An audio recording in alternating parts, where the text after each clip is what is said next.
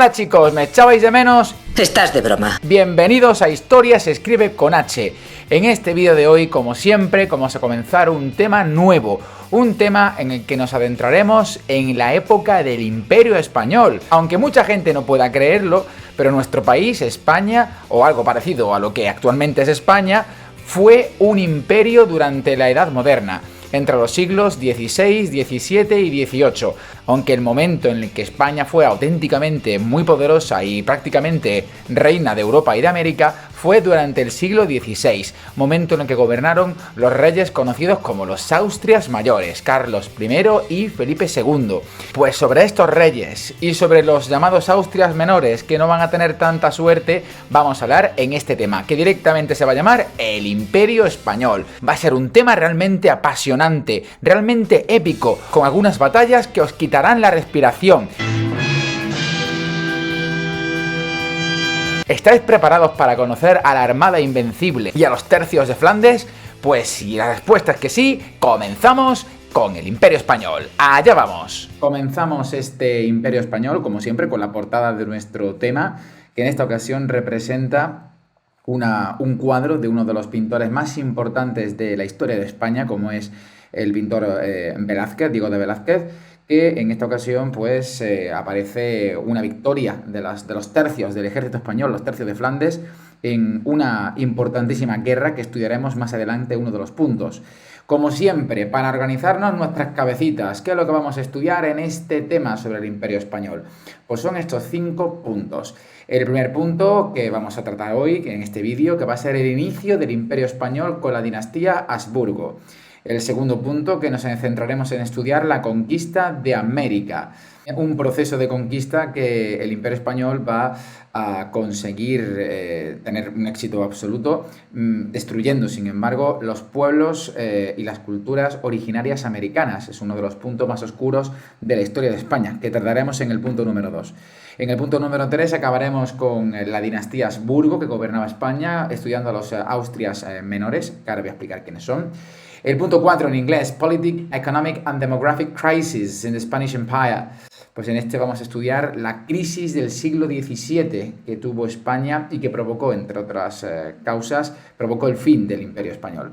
Y por último, los nuevos sistemas políticos que van a surgir en ese siglo XVII, no solamente en España, sino en toda Europa. Por tanto, es un tema muy político, un tema muy completo sobre todo lo que ocurrió en España y también en Europa entre los siglos XVI y XVII. Como bien sabéis, la Edad Moderna, que empezamos a estudiarla en el tema anterior, tiene 3 siglos, el siglo XVI, XVII y el siglo XVIII. Sin embargo, nos encontramos en segundo de la ESO, de modo que vamos a centrarnos solamente en estudiar los siglos XVI y XVII, ya que el siglo XVIII lo estudiaremos en cuarto de la ESO. De modo que en este tema nos centraremos en estudiar los 2 primeros siglos de la Edad Moderna, en la época en la que el Imperio Español consiguió su mayor pujanza y poder. Pues sabido esto, vamos a empezar con el punto número 1, que para eso estamos aquí, estudiando el inicio de la dinastía Habsburgo, que van a ser los que van a gobernar el Imperio Español. En primer lugar, vamos a estudiar quiénes son los Habsburgo. Como estáis viendo en esta imagen, estos 2 personajillos os conocéis muy bien. Son los reyes católicos, Isabel de Castilla y Fernando de Aragón. Ambos consiguieron muchos logros para España. Entre otras cosas, conquistaron el último reino de Al-Ándalus, Granada, como bien sabéis, en el año 1492. Además, van a ayudar a Cristóbal Colón a descubrir América, en este caso financiando la reina Isabel de Castilla, pues el descubrimiento de América. En tercer lugar, van a crear un nuevo sistema de gobierno, la monarquía autoritaria, en el que la nobleza va a perder mucho poder a favor del rey, que va a concentrar mucha autoridad, de ahí que se llame monarquía autoritaria. Y, por último, van a unir nada más y nada menos que las coronas de Castilla y León y Aragón, creando lo que se va a conocer como la monarquía hispánica, un territorio, un reino que estaba, sin embargo, dividido en varias partes. Así nos encontramos en este mapa, pues que los reyes, cuando se casan, van a unir. Esa unión se produce en el año aproximadamente 1479, momento en el que el rey Fernando de Aragón se convierte en rey de Aragón. En ese momento se hace efectiva la unión de las coronas de Castilla y Aragón. Un poquito después se conquistó Granada, a los reinos, el último reino del musulmán, y además en el año 1512 se conquista el reino de Navarra. Con estas uniones se va a crear lo que, como he dicho, se conoce como la monarquía hispánica, que no es exactamente España, como la entendemos hoy en día, ya que esta monarquía hispánica seguía estando dividida en varios reinos.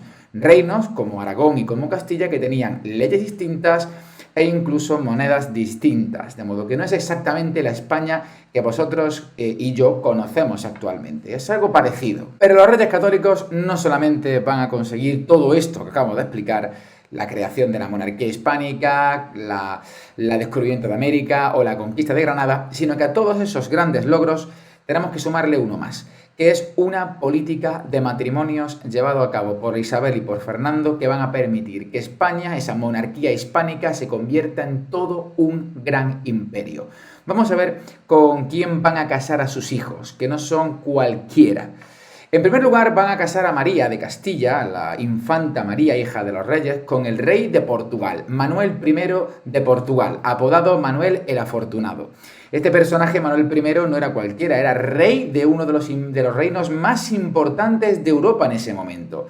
Portugal competía con Castilla por el control de los mares y océanos, así que no es cualquier reino con el que van a unir Castilla. También Catalina, también hija de los Reyes Católicos, van a casarlo con uno de los pretendientes al reino de Inglaterra, Enrique VIII, nada más y nada menos, que se convertirá en rey. Aunque este matrimonio le saldrá en rana, ya que Enrique VIII se convertirá al anglicanismo y a la pobre Catalina la dejará prácticamente encerrada en un palacio. La desgracia también llamó a la puerta de los Reyes Católicos cuando se llevó a María y Manuel I se quedó sin mujer. Pero los Reyes Católicos no van a dejar Portugal de lado, sino que a Manuel le van a ofrecer su otra hija, Isabel de Castilla, la infanta. De modo que gracias a ese segundo matrimonio se va otra vez a cerrar la unión y alianza entre Castilla y Portugal. Pero cuidado, porque faltan los matrimonios más importantes. El infante Juan de Aragón va a casarlo con nada más y nada menos que Margarita de Habsburgo, la hija del emperador del Imperio Alemán, Maximiliano de Habsburgo. Vaya pelotazo de Juan de Aragón. Lo que pasa es que el pobre Juan también murió y esa alianza entre el Imperio Alemán y Castilla también se rompió. Pero como los Reyes Católicos iban bastante más adelantados que el resto, hicieron que Juana de Castilla, otra de sus hijas, se casara con el hermano de Margarita de Habsburgo, llamado Felipe de Habsburgo, que conocían todo el mundo como Felipe el Hermoso. ¿Por qué será? Este matrimonio va a ser sin duda el más importante y el que más nos interesa a nosotros, porque del matrimonio de Juana de Castilla, apodada la Loca, y Felipe el Hermoso, Felipe de Habsburgo, va a nacer el rey de España, uno de los más poderosos reyes de España de la historia, Carlos I, el protagonista de nuestro siguiente punto. Aquí tenemos el siguiente punto, el reinado de Carlos I. ¿Quién era este Carlos I? Bueno, como estamos viendo aquí, Carlos I fue uno de los primeros reyes de la dinastía Habsburgo. La dinastía Habsburgo era una familia procedente de Austria que va a gobernar España al unirse con la familia de los Reyes Católicos, obviamente. Estos Habsburgos se les conocía habitualmente con el apodo de los Austria, ya que procedían justamente de Austria. Al ser conocidos como Austrias, se dividen en dos grupos. El grupo que se ve en azul y que vamos a estudiar en el punto 1, que estamos aquí, se llama el grupo de los Austrias mayores, puesto que son los reyes Austria de la casa Habsburgo más importantes de todos. Son los que van a hacer que el Imperio Español sea ultrapoderoso durante todo el siglo XVI. Sin embargo, ya más tarde en el punto 3, en otro vídeo, estudiaremos los Austrias menores, que son Felipe III, Felipe IV y Carlos II. Otros gobernantes que vivieron durante el siglo XVII y van a provocar una importantísima crisis en el seno del imperio, provocando incluso el inicio del fin de este imperio. Pero no vamos a adelantarnos, vamos a empezar primero con Carlos I. ¡Allá vamos! Con todos vosotros, chicos, tenemos a Carlos I de España. Este personaje fue el hijo de Juana de Castilla, apodada Juana la Loca, y Felipe de Habsburgo, apodado Felipe el Hermoso. Lo primero que tenemos que saber de Carlos I es su gigantesca herencia. En este mapa podemos observar todos los territorios que recibió de sus abuelos, tanto los reyes católicos, que eran los abuelos por parte de madre, como del emperador del Imperio Alemán, que era el abuelo por parte de padre. Así, por ejemplo, de los reyes católicos, Carlos recibió pues Castilla, Aragón y todas sus posesiones. Por ejemplo, América pertenece a Castilla, y de Aragón, las Baleares, Cerdeña, Sicilia y el Reino de Nápoles. Vamos, el tío nada más que con eso ya tenía de sobra para vivir el tiempo que quisiera, siendo muy rico. Pero es que además recibió territorios de Europa gracias a los abuelos de su padre. Por ejemplo, recibió Países Bajos, es decir, recibió Flandes, Bélgica y Holanda, al igual que Luxemburgo y el Franco Condado. Y además recibió Austria y el derecho de convertirse en emperador del Sacro Imperio Romano Germánico. En otras palabras, en emperador de Alemania, que es justamente lo que va a ocurrir. Por tanto, Carlos de Habsburgo, el hijo y nieto de los reyes católicos, se va a conocer como Carlos I de España, porque fue rey de España, pero es que también se va a conocer como el emperador Carlos V de Alemania. ¿Por qué? Pues porque recibió el título de rey por parte de su madre y el título de emperador por parte de su padre. Vamos, que el tío era muy poderoso. El gobierno de Carlos I de España y V de Alemania se tiene que dividir en dos partes. En una política interior que va a ocurrir dentro de la monarquía hispánica y en una política exterior que van a ser los problemas que van a tener fuera de España, en Alemania, en el Mediterráneo y con otros países. Comenzamos con la política interior. En la política interior tenemos dos grandes conflictos que va a tener que intervenir Carlos. En primer lugar, la guerra contra los comuneros y en segundo lugar, el conflicto de las Germanías. En el caso de la guerra con los comuneros, va a ocurrir dentro de la monarquía hispánica, concretamente la Corona de Castilla. Este conflicto se inició cuando Carlos I, tras morir su madre, pues viene a España para convertirse en rey. El problema era que los nobles recibieron a un rey pues que no conocía prácticamente nada sobre Castilla, el reino que iba a gobernar. No conocía ni las tradiciones, no conocían incluso ni la lengua, no sabía hablar español en origen, porque Carlos había nacido en Gante, que es una ciudad situada en Flandes, en los Países Bajos. Al mismo tiempo, Carlos subió los impuestos en Castilla a los nobles, a los burgueses, etc. Y eso provocó un importante malestar dentro de este reino.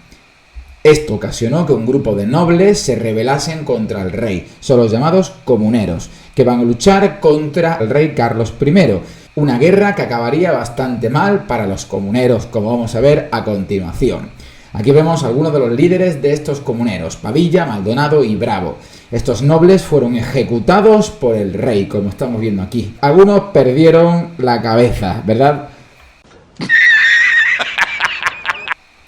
Así que de esa manera, el rey Carlos I de España consiguió controlar a la nobleza castellana a base de fuerza. Pero como hemos dicho antes, hay un segundo conflicto, el llamado conflicto de las Germanías, que en esta ocasión no ocurre en Castilla, sino que ocurre en la Corona de Aragón. Este conflicto ocurre en varias ciudades, aunque una de las más importantes es Valencia, si bien también ocurrió en Mallorca. En Valencia y en Mallorca, durante el gobierno de Carlos I, estalló una gripe de peste negra, como ya hemos estudiado en otros temas. Eso provocó que la nobleza valenciana o mallorquina abandonasen la ciudad de Valencia. Aprovechando esta circunstancia, los artesanos y los miembros de los gremios de Valencia para hacerse con el control de la ciudad. Claro, el problema fue que cuando acabó la epidemia de peste, la nobleza intentó volver a esta ciudad para recuperar el poder que habían perdido de forma temporal debido a la peste. Al negarse los valencianos en que volviese la nobleza, acudieron al rey Carlos I, que en esta ocasión ayudarían a la nobleza a volver a Valencia, acabando de esta manera el conflicto y la revuelta de las Germanías. Carlos I tuvo muchos problemas en España, era un rey extranjero, no conocía las leyes, además tenía no solamente un reino que gobernar, sino dos con muchos problemas, los comuneros, los agermanados en el caso de Aragón. Pero si el tío tenía poco tiempo para solucionar los problemas en España, preparaos porque ahora viene la política exterior. Y la política exterior está llena de guerras, llena de conflictos y llena de problemas para un rey que no tenía tiempo de nada más que luchar y solucionar problemas, como vamos a ver ahora. El primero de los conflictos en la política exterior fue la guerra contra los protestantes. Como muy bien ya sabéis, el rey de España, Carlos I, no solamente fue rey, sino que también fue emperador del Sacro Imperio Romano Germánico, es decir, el Imperio Alemán, que es en el mapa todo lo que se ve en la línea roja, en el interior y en el corazón de Europa. Allí el emperador Carlos V, ¿verdad?, va a encontrarse con un nuevo rival, un rival que no se esperaba, un antiguo monje católico llamado Martín Lutero, que se había quejado contra la Iglesia Católica debido a las indulgencias. Escribiendo las 95 tesis contra las indulgencias, que supondrá la creación de una nueva iglesia cristiana, que se va a llamar la Iglesia Luterana, es decir, los protestantes. Eso va a provocar que Carlos V, que era católico, obviamente estaba a favor del Papa, pues va a defender su poder en Alemania. Además, muchos de los nobles alemanes que querían quitarle poder a Carlos V en su imperio se pusieron a favor de Martín Lutero, utilizando como excusa la religión para hacer que el emperador, todopoderoso emperador, por otro lado, pierda ese poder tan grande que tenía. La guerra en el Imperio Alemán se va a suceder durante varios años, una guerra muy sangrienta, muy cruel, que acabará con la llamada Paz de Augsburgo del año 1555, una paz en la que el emperador Carlos V va a tener que establecer el principio de eius regio cuius religio, en pocas palabras, que va a establecer una cierta libertad religiosa para los nobles del Imperio Alemán. De modo que los nobles del Imperio Alemán van a poder decidir qué religión van a tener, si la católica o la protestante. Esta paz de Augsburgo obviamente no va a gustarle al emperador Carlos, pero no tendrá otro remedio que aprobarla, puesto que la guerra no le fue demasiado bien contra los protestantes. El segundo gran problema exterior va a ser la guerra contra Francia. Y es que Francia tenía el deseo de controlar el territorio de Milán, un territorio muy rico que se encontraba muy cerquita además de Italia, que también era muy importante para la monarquía hispánica y para Carlos. Allí se encontraba en Francia gobernando uno de los principales enemigos del rey de España. En este caso se llamaba Francisco I de Francia, ya que él también quería ser emperador de Alemania. De hecho lo intentó, pero no lo consiguió. Consiguió esa dignidad el rey, nuestro rey Carlos I. Y en esta batalla de Pavía, las tropas españolas, con ayuda de los alemanes, consiguieron derrotar a las tropas francesas en una victoria muy celebrada en el Imperio Español. Incluso conseguimos hacernos con el propio rey Francisco I, al cual metimos en esta torre que se encuentra en Madrid, la Torre de los Lujanes, donde estuvo encerrado durante unos cuantos meses, hasta que el Reino de Francia pagó una cuantiosa suma de dinero al Imperio Español para que le devolviésemos al pobre emperador que se moría de hambre dentro de esta torre. No fue el último problema que tuvo que lidiar Carlos I, ya que también tuvo que luchar contra el Imperio Otomano. El Imperio Otomano se encuentra aquí, es el Imperio Turco, y esa lucha se tuvo lugar para hacerse con el control del Mediterráneo, donde había muchísimos barcos turcos que impedían el comercio de los barcos europeos. Ese era el primer objetivo, lo que pasa es que Carlos V no consiguió derrotar a los turcos en una gran batalla, cosa, spoiler, que ya os adelanto que conseguirá su hijo. Pero eso será en la siguiente parte del tema. Vamos con ella. Thank you. ¿Pensáis que Carlos I es poderoso? Pues eso es porque no habéis visto todavía a Felipe II, el rey español más poderoso jamás coronado. Vamos a ver un poquito sobre su historia. Lo primero que tenemos que conocer es quién fue. En este caso fue el hijo de Carlos I, solamente convirtiéndose en rey de España. Nunca llegó a convertirse en emperador. ¿A qué se debió eso? Pues muy sencillo. Se debió a que Carlos I pues no quería meter a su hijo Felipe II en follones contra los protestantes en el Imperio Alemán. Así que tomó una decisión. Cogió su herencia, todo lo que tenía y todas sus posesiones, y la dividió en dos partes. De modo que todo lo que se ve en naranja, el Franco Condado, Luxemburgo, Países Bajos, Milán, Nápoles, Cerdeña, Sicilia, Aragón y Castilla, se la va a dar a su hijo Felipe, que se va a convertir en rey de España solamente. Y tanto Austria, que se ve aquí en un color verde oscuro, como también el título de emperador de Alemania, se lo va a dar a su hermano Fernando, que se convertirá nuevamente en el emperador de Alemania, lidiando con los problemas protestantes. Felipe II también va a tener un gobierno muy largo, con una política exterior y una política interior que tendrá bastante ocupado. Vamos primero con la política interior, en el que estudiaremos la rebelión de los moriscos de Granada y los conflictos en Aragón. Vamos allá. La rebelión de los moriscos ocurrió en el antiguo reino nazarí de Granada. Vamos a recordar un poquito qué ocurrió aquí.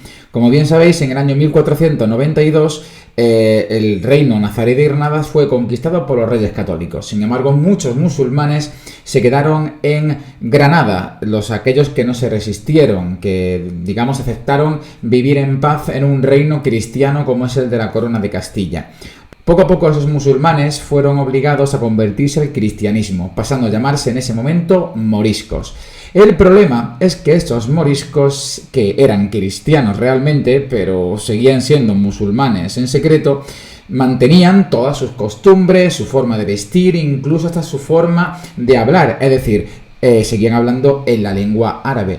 Y eso para el rey Felipe II era un problema, ya que consideraba a estos moriscos como un mal ejemplo para el resto de los cristianos. Por esa razón prohibió tanto la forma de vestir como las costumbres musulmanas de estos moriscos, para evitar el mal ejemplo. ¿Qué ocurrió? Pues eso provocó que en Granada, concretamente en la zona donde vivían, que se llama Las Alpujarras, muy cerquita de Sierra Nevada, ocurriese una revuelta, una rebelión de estos moriscos que perdían esa identidad propia que tenían. Eso obligó a Felipe II a intervenir con su ejército y concretamente con su hermano Juan de Austria, que consiguió derrotar a los moriscos para el imperio. El segundo problema del interior fue un conflicto en Aragón. Resulta que esta corona, la corona de Aragón, como muy bien sabéis, tenía leyes distintas a Castilla. En Aragón había mayor división de los reinos, de Valencia, de los condados catalanes, y por tanto había una nobleza mucho más poderosa. Y eso el rey lo sabía, Felipe II, aunque actuara en Aragón como si tuviese los mismos poderes que la corona de Castilla. A consecuencia de la huida de un secretario que tenía el rey Felipe II, Antonio Pérez, que era un traidor al Imperio Español, pues el rey Felipe entró en Aragón para buscar ese Antonio Pérez. Sin embargo, el Justicia Mayor de Aragón, llamado Juan de Lanuza, intentó pararle los pies al rey Felipe diciéndole que, cuidado, que tú no tienes los mismos poderes aquí en Aragón que los tienes en Castilla. Obviamente decir eso que le dijo al rey Felipe II, el hombre más poderoso del mundo y de Europa, pues era sin duda un craso error, ya que el pobre Juan de Lanuza murió. Esta ejecución de Juan de Lanuza fue un símbolo que simbolizaba, nunca mejor dicho, que Felipe II era todopoderoso. Y por mucho que Juan de Lanuza y que los nobles aragoneses intentaron limitar su poder, él con este tipo de acciones demostraba que le daba un poco igual. Muy bien, eso en cuanto a política interior, pero lo que sin duda le dedicó más tiempo Felipe II durante su gobierno va a ser a la política exterior, que nos encontramos con 4 grandes acontecimientos: la batalla de Lepanto, la batalla de San Quintín, la guerra de Flandes y la guerra contra Inglaterra. La batalla de Lepanto fue sin duda uno de los grandes logros, si no el más grande logro, alcanzado por Felipe II. ¿Os acordáis que el Imperio Otomano no había sido derrotado por su padre Carlos I? Nunca consiguió esa gran victoria. Por eso Felipe II, el tío, se concienció de que quería quitar de en medio a los turcos musulmanes del mar Mediterráneo. Para eso creó la armada de barcos más grande y más poderosa del mundo, la llamada Felicísima Armada, también conocida como Armada Invencible. Esa armada de barcos, la más grande de ese momento, junto con Venecia, que también tiene una armada de barcos muy poderosa, los dos aliados atacaron a la flota de barcos turca, destruyéndola en esta famosísima batalla, la batalla de Lepanto. Una batalla en la que lucharon gente tan famosa como el mismísimo Miguel de Cervantes Saavedra, el escritor de El Quijote. De hecho, a raíz de esa participación en la batalla se quedaría manco, con una mano inutilizada. Por eso a Miguel Cervantes le llamaban el Manco de Lepanto. Otro acontecimiento y otra gran batalla conseguido el triunfo por Felipe II es la batalla de San Quintín, en esta ocasión contra Francia. Sabéis que Francia era un enemigo de España desde tiempo de Carlos I. Pues Felipe II va nuevamente a derrotarles en una segunda gran victoria en San Quintín. Esta victoria se consiguió el día de San Lorenzo. Por eso Felipe II, para recordar esa gran victoria, mandó construir un monasterio, que es realmente un palacio, como es San Lorenzo del Escorial, que se encuentra a las afueras de Madrid, que curiosamente tiene forma de parrilla, como estamos viendo aquí, debido a que recuerda a la parrilla con la que San Lorenzo, que era un santo y mártir de la Iglesia Católica, fue martirizado por los romanos por seguir predicando y evangelizando la fe cristiana cuando estaba prohibido. El siguiente gran acontecimiento va a ser la Guerra de Flandes. No, God! No, God, please, no, no! Como os acordáis, anteriormente he dicho que su padre, Carlos I, no le dio el territorio del Imperio Alemán debido a los protestantes. Sin embargo, con el paso del tiempo, los protestantes llegaron también a los Países Bajos, es decir, a Flandes. Concretamente, esa vertiente de protestantismo que llegó va a ser el calvinismo. Por tanto, Felipe II se encontró frente a Guillermo de Orange, que era uno de los líderes más importantes de los calvinistas de Flandes.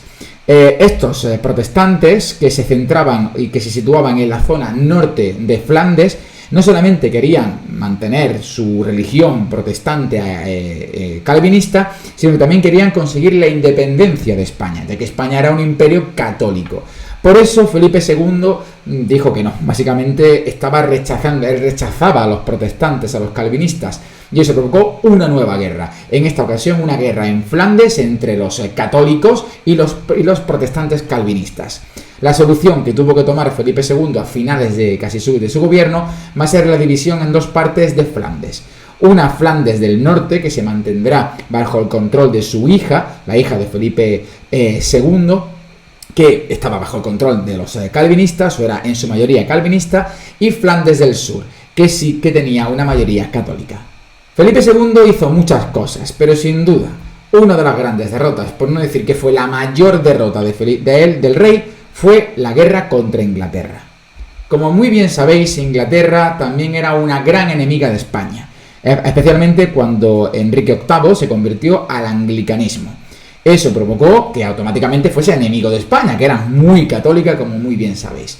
Pues tenemos, por tanto, que Felipe II se va a enfrentar a Isabel I de Inglaterra, que era la hija de Enrique VIII y además era la reina anglicana de este reino. Felipe II intentó volver al catolicismo a Inglaterra, para lo cual intentó casarse con la reina Isabel I. Sin embargo, la reina Isabel I le dio calabazas en todo momento. Ella quería mantenerse independiente, quería mantenerse protestante, anglicana, y no permitió que España pudiese meterse en asuntos ingleses o que pudiese influir para el regreso del catolicismo en Inglaterra. Felipe II, que ya sabemos cómo es, y lo que hizo en Aragón. ¿Qué decisión tomó? ¿Se va a quedar en su casa? No. Cogió y envió a su tropa, a su flota de barcos, la llamada Armada Invencible, a luchar contra Inglaterra. ¿Dónde? En la propia Inglaterra. Cuidado, porque el objetivo que tenía esta Armada Invencible no era solamente derrotar a la flota inglesa, sino que también tenía la idea de conquistar toda Inglaterra, para por la fuerza obligar a los ingleses a convertirse al catolicismo. Pero chicos, la ambición de Felipe II era demasiado grande. Y en esta batalla, en la guerra de Inglaterra, la Armada Invencible no solamente fue derrotada por los ingleses, sino también por las condiciones meteorológicas de ese fatídico día, ya que una tormenta, unos vientos huracanados provocaron que parte de los barcos de la Armada Invencible se hundiesen antes de la batalla. y al fin y al cabo fueron derrotados por los ingleses. Una triste derrota para un reino, el reino de Felipe II, que fue sin duda uno de los más importantes, por no decir quizá el más importante de la historia de España. Bueno chicos, y con esto hemos acabado el punto primero del tema, un punto que como he visto es largo, con muchos acontecimientos, ya que hemos estudiado a dos de los reyes más importantes de la historia de España, el emperador Carlos V de Alemania, que es Carlos I de España, es el mismo personaje, y sobre todo a Felipe II, dos personajes para la historia, ya que gracias a ellos, con sus luces y por supuesto también con sus sombras, España fue respetada y también temida por toda Europa y prácticamente todo el mundo. En el siguiente vídeo estudiaremos el punto número 2 sobre la conquista de América, un episodio bastante más oscuro y triste del Imperio Español, ya que como cualquier imperio, como los actuales y los del pasado, el Imperio Español tuvo sus luces, pero también sus sombras, y sobre ellos y sobre estas sombras estudiaremos en el siguiente punto. Os espero a todos, pasaré lista, nos vemos chicos, hasta la próxima.